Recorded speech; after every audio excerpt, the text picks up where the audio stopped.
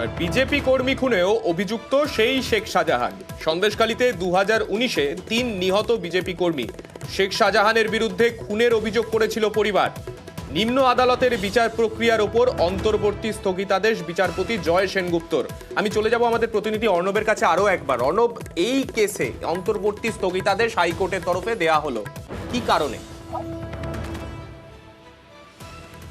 এই মামলা 2019 সালে সন্দেশখালীর ঘটনা এবং সেখানে দুজনের মৃত্যু, খুন, পাশাপাশি একজনের এখনো পর্যন্ত নিখোঁজ, এখনো পর্যন্ত খোঁজ পাওয়া যায়নি।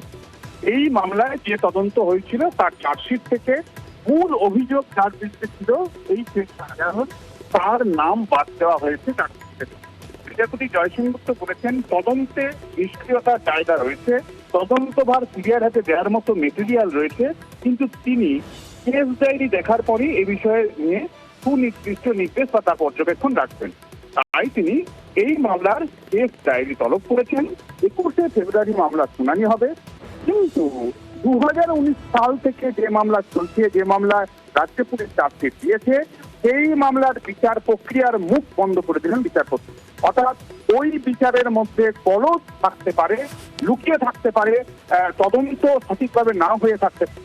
তাই বিচারপতি পুরো তদন্তর পর যে বিচার প্রক্রিয়া শুরু হয়েছে সেটা বন্ধ করে দিলেন আপাতত, এবং কেস ডায়েরি চেয়ে পাঠালেন। কেস ডায়েরি বা কেস ডকেট নিজের চোখে পরখ করার পরই তিনি পরবর্তী নির্দেশ দান করবেন বা পর্যবেক্ষণ রাখবেন। ধন্যবাদ অর্ণব।